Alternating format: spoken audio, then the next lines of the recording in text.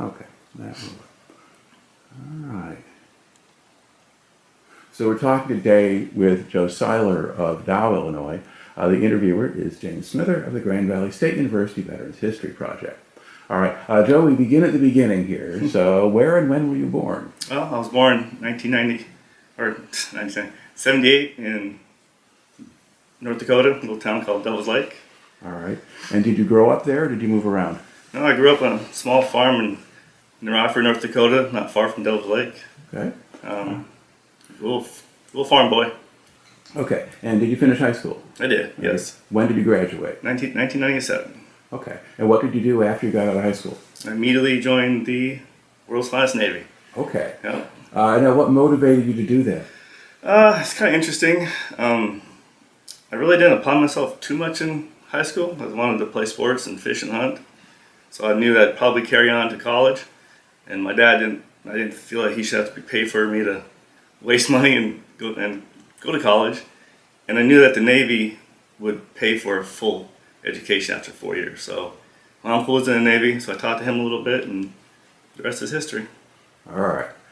So when did you actually enter the service? I graduated in 97 and left for boot camp 16 July 97. Okay. And where did you do the boot camp? I went boot camp in Great Lakes, Illinois. Okay. All right. And describe what actually happens there. So you fly out, get there, and it's immediate, in your face, tearing you down, yelling at you. And I was not prepared for that, so it was a little rough. Plus, I had never been away from my home. For 18 years, I had friends and family always around me. And all of a sudden, I have nobody. And this dude screaming in my face. But, after a couple of weeks, you make friends, get to know your drill instructors. We call them RDCs, Recruit Division Commander. And by the end of it, you're having a good time and enjoying it, and then they send you off to A school. All right. So what kinds of actual training do you get in boot camp? Mostly Navy history, learn about the Navy, learn about the ranks, all of our pride and traditions. You learn how to moor a ship to the pier. So there's some rifle training, lots of marching. Marching. Do you have to learn naval vocabulary? Not so much in boot camp. The main part of the gist of it, like head and bulkhead, port, starboard, stuff like that. Some of it's common, some of it's not so common. Mm-hmm. So the really basic stuff you get in boot camp, mm-hmm. and everything else depends on what your actual job is and where you're stationed. Okay. Now, when you enlisted, did you request or were you able to pick a particular kind of training? So, yes, I was able to choose a job before I even left, and I chose Navy Aviation Mechanic. So that's what my uncle was, and that's what I wanted to do too. Okay. All right. So how long are you in boot camp? About 9 weeks. Okay. And where do you go next? So next they flew me to Pensacola, Florida to learn how to be an airplane mechanic. All right. And what did that training consist of? Classroom and a little bit of lab with actually seeing an actual airplane. But it's really only 8 weeks long, and it's intense, and it's nothing but what you need to know. No other nonsense. It's just what they want you to know for being a mechanic. Okay. Now, did this cover sort of the range of things you might do? So whether it's electrical or metalworking or... So I was a hydraulics mechanic, and we were intertwined with the airframes type guys that deal with metal and stuff. But since they haven't decided where we're going to go from there, I knew I was going to be an H, but some weren't sure where they're going to go. So you learn to draw out of both. It wasn't until I went to my actual hydraulic school after that. Okay. What were the living conditions like in Pensacola, and how did it compare with being in boot camp? Well, Pensacola just became the new place for aviation mechanics and all other A schools for aviation. So it was brand new, mm-hmm. and it was very nice. Especially being come from Great Lakes, and 2 high bunk beds with 80 other people sleeping a couple feet from you. So it was very nice. All right. And how did the instructors treat you? There was a little bit of a shock because you went from the RDCs just tearing you down every day to these guys actually want you to learn something. And like, I hope all the leaders in the Navy are like them guys, and they are. Good. At least the ones you had to deal with. Yeah. Well, if you just be at class on time and learn, it's pretty simple. All right. So how long were you in Pensacola? Just 8 weeks. Okay. And what happens after that? After that, well, in my case, it was Thanksgiving, so I got to go home on leave for 2 weeks to see my family, and then I drove my '78 Camaro all the way out to Lemoore, California. All right. And what do you do there? That's where I learned how to be an actual hydraulic mechanic, and I was able to do some OJT at the center there that fixed the F-18s before I got shipped down to San Diego to my first ship. Okay. And so were the F-18s the only ones you were trained on at that point? At that point, it was I trained on hydraulics, so it was just systems, how they work and function. It was kind of a range of all the airplanes.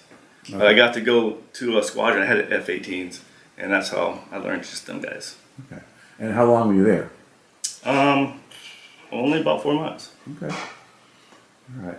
Now, okay, so you still have your card with you at that point? Yep. Okay. Sure do. So you could go off base when you were off duty? Yep. Yeah, it was nothing like that. Was full freedom, and I was in heaven. All right. So where in California is Lemoore? It's in the San Joaquin Valley, just about an hour and some change north of Fresno. Okay. So you're not in LA or San Francisco or someplace like You don't that. even know you're in California. First of all, I'm thinking I'm going to somewhere that's going to have water because I'm in the Navy, and I get to this place and it's desert. There's cactuses, there's cows. It was kind of a crappy town, but man, I had fun. Okay, good. All right. So now you get the actual practical training there. And where do you go next? So they sent me down to San Diego where I boarded my first ship. It was an amphib, the USS Essex. Explain what an amphib is. It's a flat bottom boat that carries helicopters, the Marine Corps Harriers at the time. It has a flight deck, but it's just for a vertical takeoff and landing. Okay. Now the Essex, that's a very old ship name. It is. There had been lots of Essexes. So do you have a sense of when this one was built? It was commissioned in 1991. Okay. So when I got on it was still relatively new. So it's replacing the World War II vintage carrier or whatever. I wish I knew my history that well. Okay. All right. So so the flight deck is not a really long one like you would have on a regular carrier. No, it's probably 200 feet shorter than a carrier. Okay, so almost an oversized helipad. Yep. Okay. All right. And so you're on the ship, and how long before you go out to sea? Oh, I got there June of '98, and we were on deployment. I got there April of '98, and we were on deployment in June of '98. Okay, I know that 'cause I got married in June of '98. All right. So you get married, and then off you go on the ship. Yep, immediately. All right. I take it your wife knew what she was getting into. She did, yeah. Okay, good. All right. So now you head off. Does the ship sail by itself, or is it part of a fleet? Or? All ships are part of a battle group. Okay. So ours was, when it comes to amphibs, not as large as the carrier battle groups, of course, but we still have a battle group. Okay. And what other kinds of ships would be in the battle group? Your destroyers, submarines, frigates. Okay. Were there any other carriers or amphibs with you? Or Nope, just us. That's your little group. Okay. So where do you go? Well, it was '98 wasn't really a conflict year, so normal Western Pacific deployment. So Hawaii, followed by Singapore, followed by Hong Kong. Then we went to the Gulf, Dubai, Bahrain. Oh man, Yemen, no, Oman. I'm sorry, Oman. Trying to think, and then back to Hawaii and back home. All right. Now, had you ever been out to sea before? Never. Okay. And how long did it take you to adjust to being on board ship? Probably, it was pretty quick. About a week. Okay. Yep. Now, on a ship of that size, is it fairly stable, or will it roll a lot? Well, since it's flat bottom, it does roll a lot more than an aircraft carrier does, but it's soothing. It's a soothing roll. So, when you're in Iraq trying to go to sleep, it's not hard to go to sleep. Okay. So it wasn't necessarily a case of mass seasickness or anything like that. Depends. The guy I worked for at the time, he was terrible. He was mostly in his quarters trying to not be sick. Okay. Yeah, because that can happen. Yep. All right. And so, what particular things stand out in your memory from that first cruise? Well, I hate to say it, but I was a North Dakota kid, never went anywhere, so I didn't really know anything about the world. Mm-hmm. And we get to Hong Kong, and we're anchoring out, and I just see this city. It's beautiful. It's huge. I was just, I'm thinking some little village that we're gonna go to. And wow, I'll never forget that moment when I was walking around the city going, wow, I'm in Hong Kong. Okay. And the British had not left yet in '98 or whatever. I think they were still. The Chinese will eventually take over, and that will change the place a lot. But yeah, so this big modern city. Yes. That's what you're going around in. Okay. I don't know. How do the people treat you? Very nice, very, very nice. And looking back on it, I wish I would have done more of the tours and meet more of the local people. Because, I was 18 years old. All I want to do is find a bar, go have a drink. Never got to do that before. Yeah. It's legal over there. It's not legal in the States. Okay. And what about the other places you stopped? What do you remember about them? I remember Oman being something they were very still old school, very expensive, and not very much fun. Let's see. Anybody knows anything about Dubai? It is the most beautiful place probably in the whole, Middle East. And when I was there the first time, it was really nothing there. It was a small town, tiny. By the time I went back in 2009, you're talking, they have buildings going up crazy. As soon as you get off the ship, there's the city's already there. Before you have to drive considerable distance to get to it. Mm-hmm. And it's so busy, they have construction crews that are color coordinated so they know what building these people belong to. It's so beautiful. I want to take my family there one day. Mm-hmm. Yeah, well, they advertise on television. They do, they sure do. Actively encouraging you to go. Okay. All right, so how long does that cruise last? That one was only straight over 6 months long. Okay. And then you get time on shore for a while when you get back? No. Since I was newly married, I got to get off the ship a day early. Okay. And so I rode a little LCAC hovercraft that the ship carries because that's what their mission is. So I got to be on one of those for the first time in my life. Well, first and only time. Mm-hmm. Got to go home early and then I had duty the very next day. So you're right back at. You can take deployment leave when you get home. Since that was pretty much close to Christmas time, I put in for leave and me and my wife came back here for 2 weeks to see her family. Okay. All right. So what's your next assignment? Next assignment we did a cruise swap with the USS Belleau Wood. So we took the Belleau Essex, freshly repainted, all brand new, everything, to Japan, Sasebo.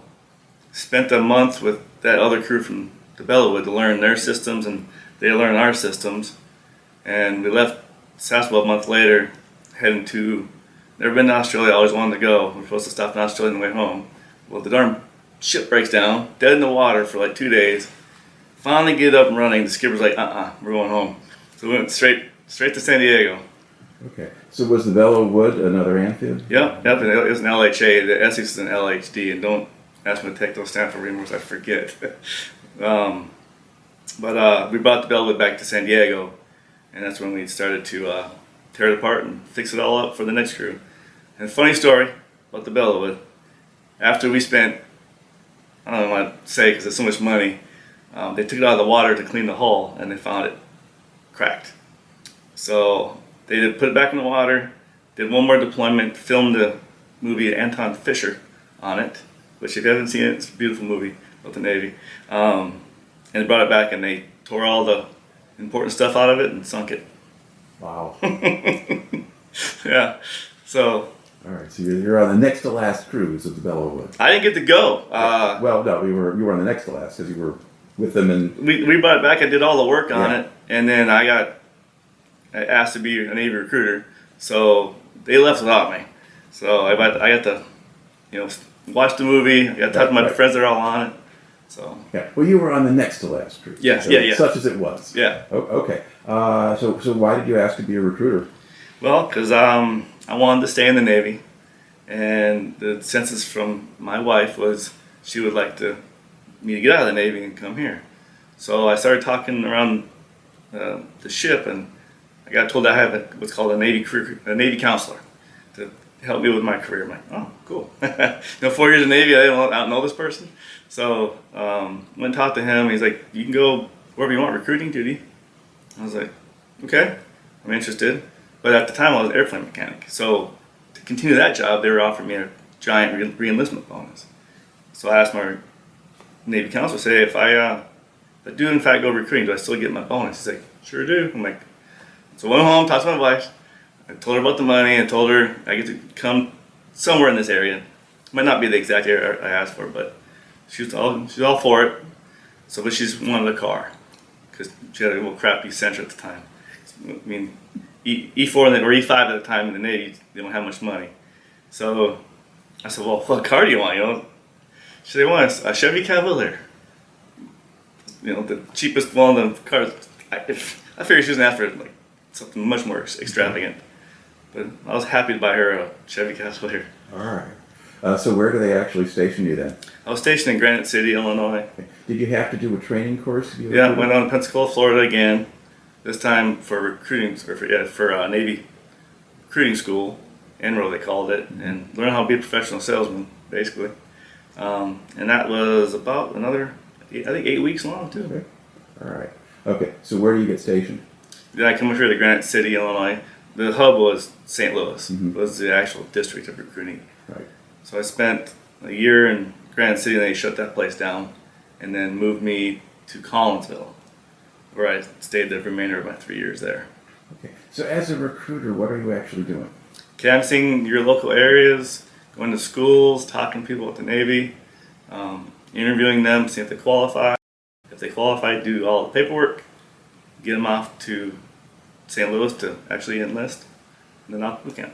Okay. And about how many people did you sign up, do you think, over the course of that time? Whew. Well, my first year, I did 20, which in their centers was a lot. So I got rewarded nicely with awards and stuff like that. And then they put me in charge of the darn place. So I have 4 other recruiters. So I really wasn't an actual recruiter anymore. I tried to be so I could help out somebody that was maybe struggling to find somebody that month. But yeah, for my last 2 years, I was the supervisor of the recruiting place. Okay. You know? All right. Yeah. So 20 in a year. It doesn't probably to a general audience doesn't sound like that many, but my understanding is that's pretty much how it works in military recruitment. So yeah. So that was definitely above average to get. Now, do you wind up weeding out a fair number of the people who talk to you? The majority. Unfortunately, they don't qualify on the test, or they didn't graduate high school, and they're into drugs. Mm-hmm. All 3 of those we can't help them. And I don't know what sorts of people were offering themselves as recruits. Well, I recruited from June of 2001 to June of 2004, and of course my first couple months on the job, 9/11 happened. Mm-hmm. So it went from kind of walked around, talked to people, to major patriotic people. You couldn't pay for a meal, I couldn't pay for dry cleaning, and I had World War II guys coming in my office saying, "Chief, I'm ready to go." Mm-hmm. It was everybody wanted to join, yeah. And then it got even more difficult because all you're doing is interviews all day, mm-hmm. just to find the right candidates. All right. Okay. Yeah. That would definitely. I mean, aside from the increase in people coming in to try to join, how else did 9/11 affect your job or your situation? Did it have any other impact other than just more people? No. They told us to be vigilant about,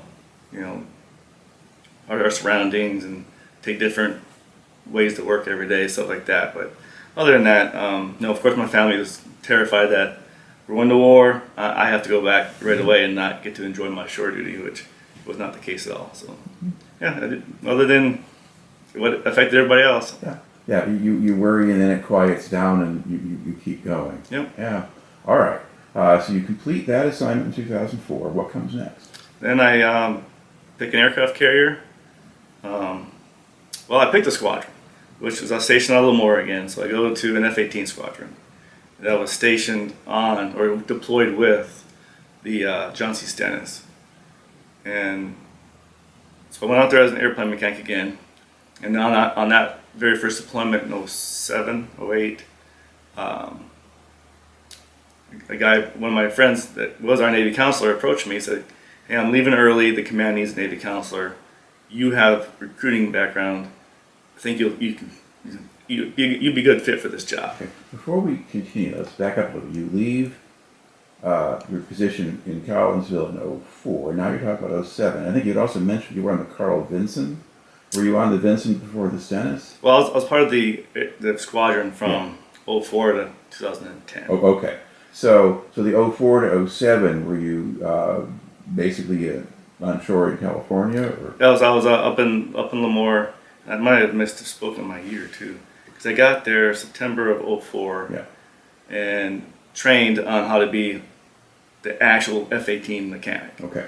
And then I got to the squadron, which is in Lemoore still, and we deployed in 05. So that first deployment was 05, where I got asked to be the Navy counselor. Okay. I missed 2 years. All right. So you don't actually spend much time as an aviation mechanic? No.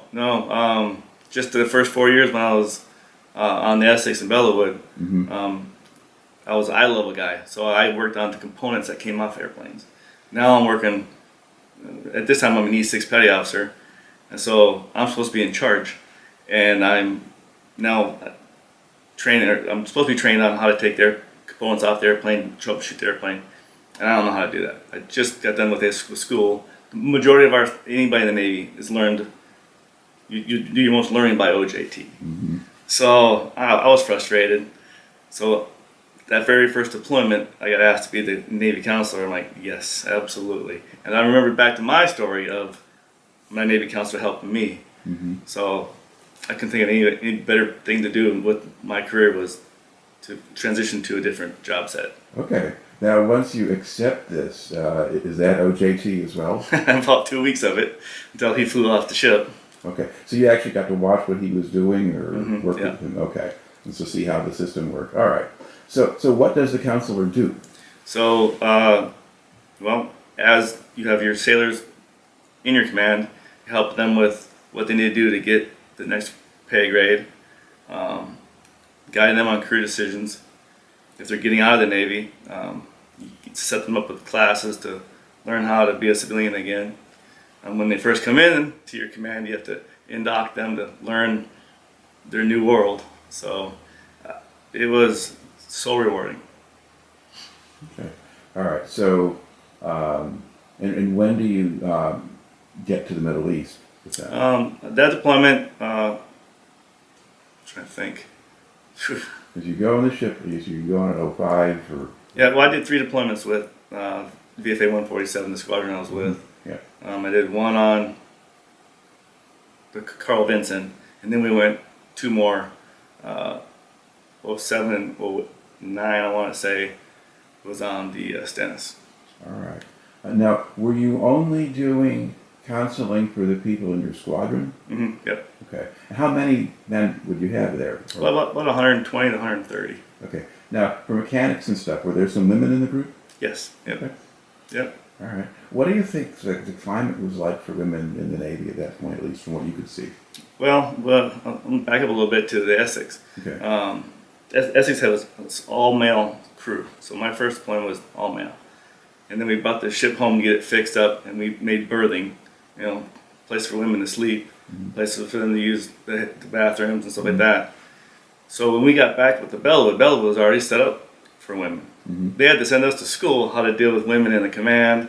So we went 3 days of school. As far as the ship goes, their life is just like ours. sometimes I think a little bit better because they have the smaller berthing areas, and they're treated just like a fellow sailor, no different. All right. Okay. So, so with the Vinson, where do you actually go? It's just a typical Westpac deployment, just like it did on the other ones. Okay. Hawaii, Singapore, Dubai, the Gulf, or Well, did you go? If you get into the Gulf, was the squadron conducting any actual combat operations? not that deployment. We were doing all training. We were still out there, eyes on, in case we got the phone call. Hey, we need ordnance on target. Okay. But that deployment, I don't remember us dropping any ordnance. All right. Okay. So you do that one, but now you go out on the Stennis. Yep. A year later, our carrier air group changed to the Stennis. I think this Carl Vinson had to go into. He had to go into the yards. Yep. All right. Now, were those two ships essentially the same design? Almost identical. Okay. Yep. All right. Now, are these nuclear powered at this point? They are. Okay. So now you get back again into the Gulf, and now you're starting to engage. So what is life like on the ship when you're actually conducting missions and things? The ship's crew knows no different. They really don't. The only people that really know is the guys loading the ordnance, the mechanics that are fixing the airplanes that are flying crazy hours. But the life is still the same. They carry on like normal. All right. And did you have any idea what was actually going on? Yeah. So I was part of the leadership there. So Right. whenever these planes come back, the pilots film all of it on their FLIR. So we have to watch actual video and see what impact that our airplanes are having for the war. Okay. So is that relevant to your work as a counselor in any way, or is this just because you were high enough in rank and you saw this? Because I came from airplane mechanic to Navy counselor, I was still very entwined. I was still up on the flight deck, helping troubleshoot. I still wanted to be part of my old job, but I still had to care for my sailors. But when you're on deployment, you're mostly just doing, we call them crew development boards. So every year I'd bring us all my sailors in one at a time, throughout the year, and to see how they're doing with their goals, what their plans are after this tour, if they want to get out, go to a different tour. So life's pretty simple. Other than our airplanes leaving full of ordnance. Do you have a sense of how long, particularly enlisted personnel, tended to actually stay in the Navy? Would most of them do more than one hitch, or? So our first termers, you want at least half to stay. Often it's less than that. The Navy sends us goals of what they want for retention. Love to keep them all, but we just can't. So majority of them want to stay, but at the time we had the systems in place to perform to serve. So if they weren't, at least half of their counterparts, we had to let them go. But after that, it's pretty much everybody. Because if you stay in for 8 or even 10, chances are you're going to go all the way to 20. Mm-hmm. So. Okay. So there is a fairly serious evaluation process in those first 4 years. Yep.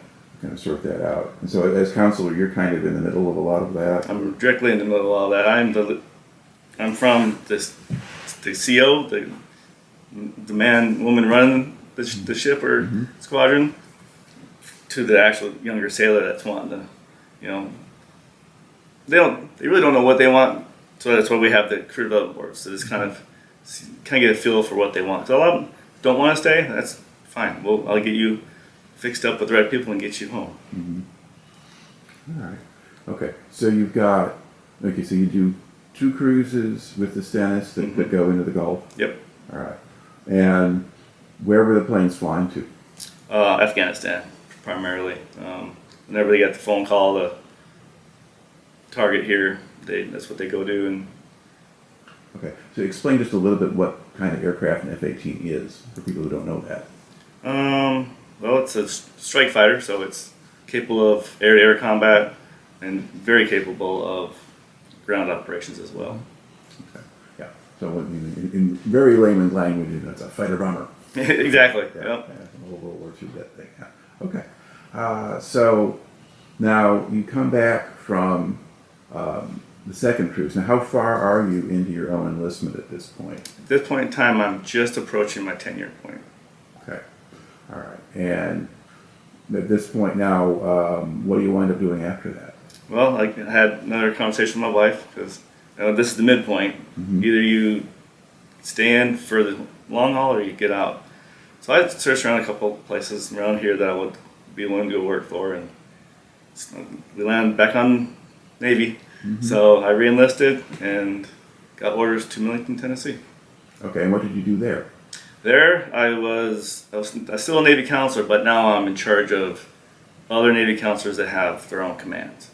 So I got to travel with my boss, which was a Navy Master Chief, but happened to be a Force Master Chief. So we'd go to these commands and do inspections and see how they're treating their sailors, make sure they're doing their job.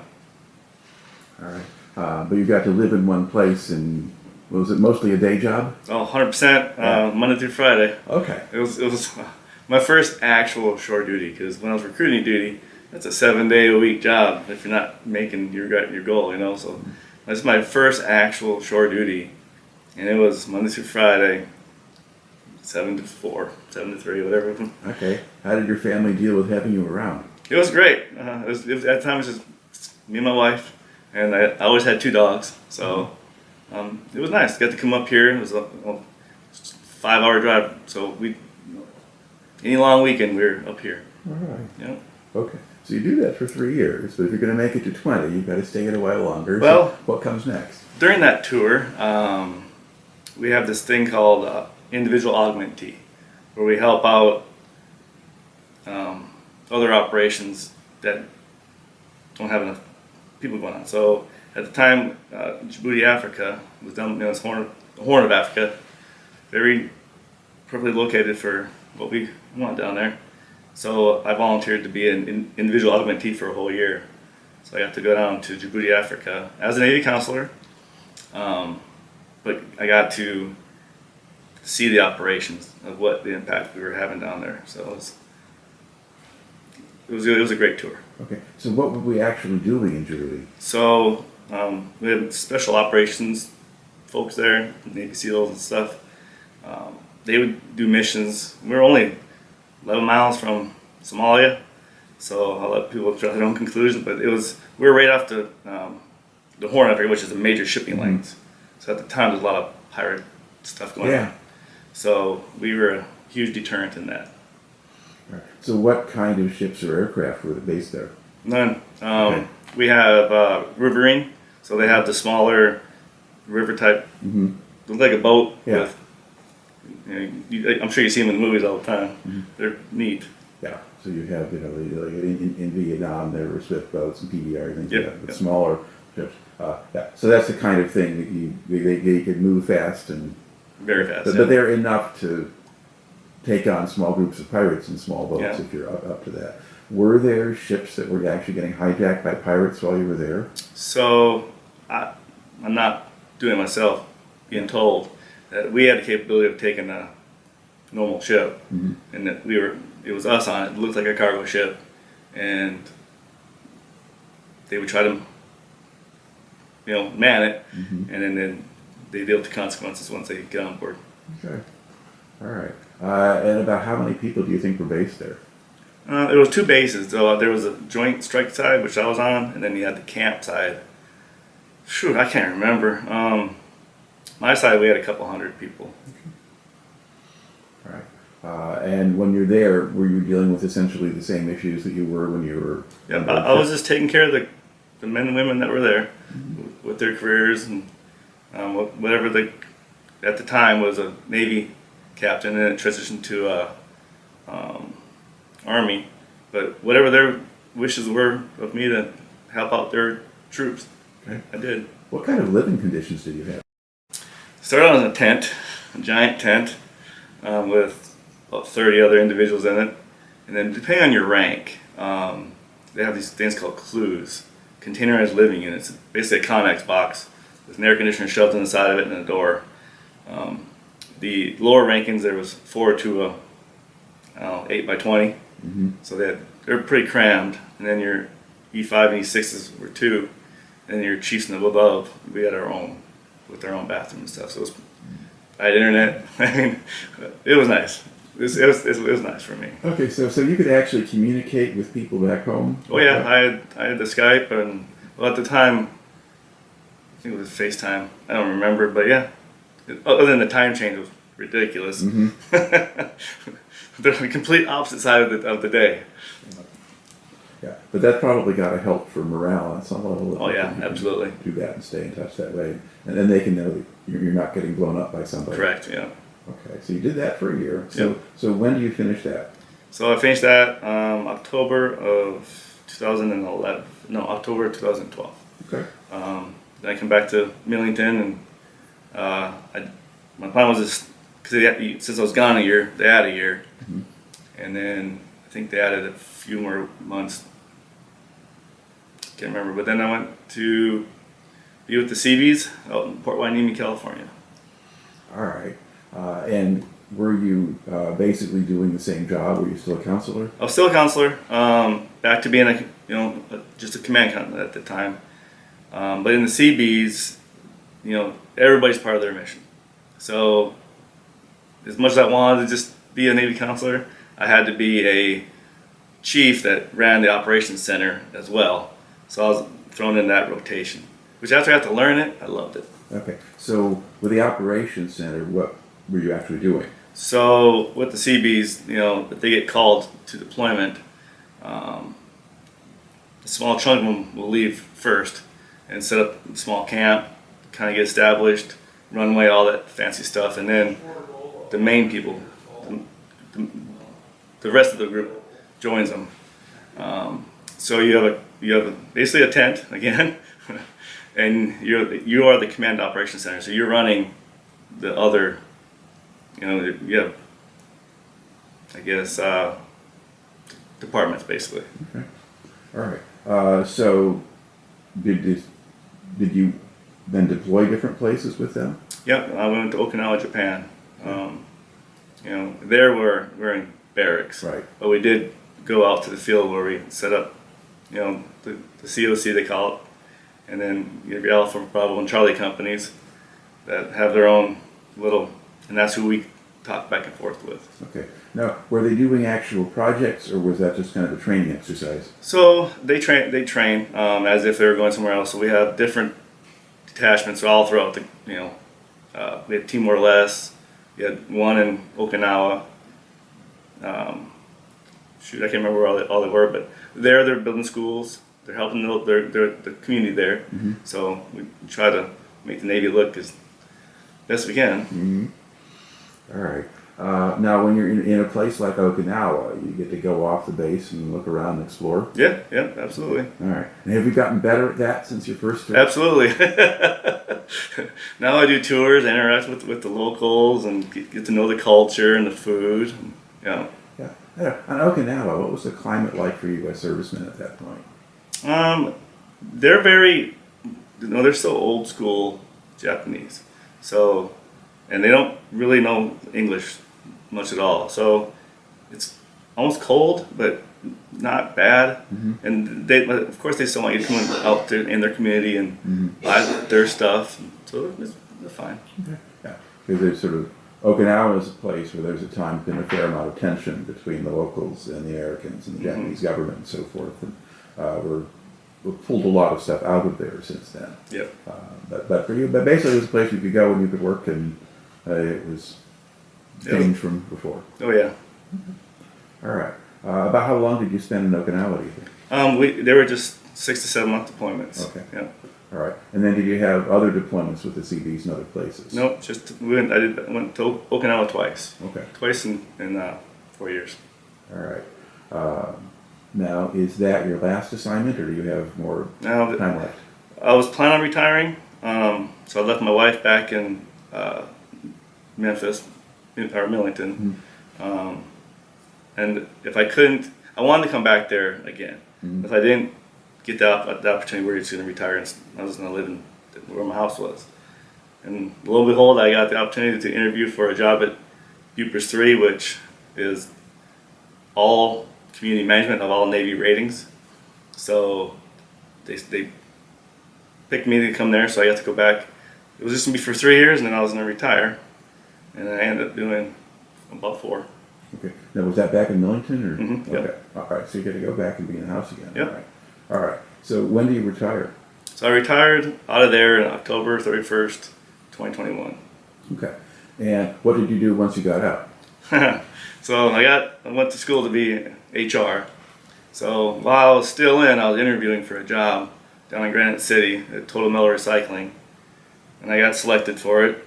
Went there, and 160 employees, and Navy HR and civilian HR, even though you still have the same concept, it's the leadership that's immensely different. And they basically wanted me to be the leader of all 160 employees, do discipline, do all that stuff that in the military, you have chiefs, you have first classes, that's their job. Mm-hmm. So my job is just to take care of the people and make sure they're successful. And that's not the case in civilian HR. So I did that for I gave them 90 days. And I decided that it wasn't really for me. I don't think I was in the right headspace either to go straight from Navy life to civilian life. So I decided that that's not what I wanted to do. Now, did you do any of the Navy training for going back to being a civilian? And you were steering people into that. So did you do that yourself? It's a requirement. So even though I was the one doing it, I had to do it myself. So that you knew what they were going to tell you. It did, exactly. Okay.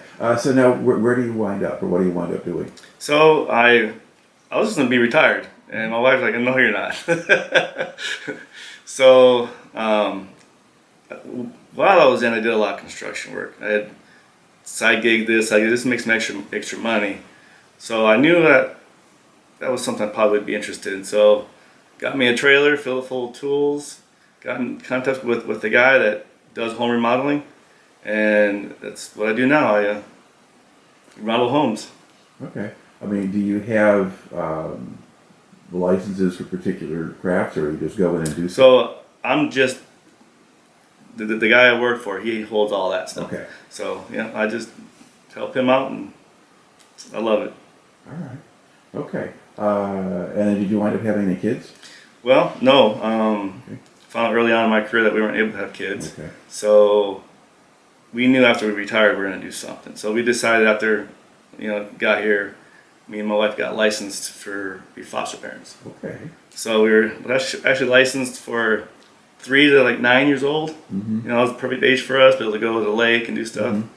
And our first phone call was, will we be willing to amend our license to accept a newborn?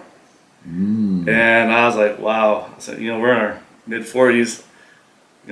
My buddies are being parents or grandparents now. Yeah. I'm ready to be a brand new daddy. So we did. And we got our baby boy straight from the hospital. Mm-hmm. So he's still in foster. Mom has given up her rights. We're just working on dad. Mm-hmm. The state has to go through the whole process. Okay. So do you want to adopt? Absolutely. Yeah. That's looking like that's going to happen. All right. So it's one of these things just kind of happens. It's how it happens. All right. Now, are you involved with any veterans groups or organizations here? Yep, sure I am. I'm in my local Legion. I was an officer there last year. Now I'm just a member. Due to having a baby, I can't devote that kind of time. Okay. And I'm also on the mayor's veteran committee for Grafton. Okay. Now, kind of looking back over your service career, how do you think that affected you, or what did you take out of it? Definitely, for sure, leadership. There's one thing you learn or hone is your leadership skills, and then I have a lifetime of friendship with people that we call and talk to each other all the time. Just check in, see how they're doing. Probably my best friends in life are from the military. All right. Well, thank you very much for taking the time to talk to me. Absolutely.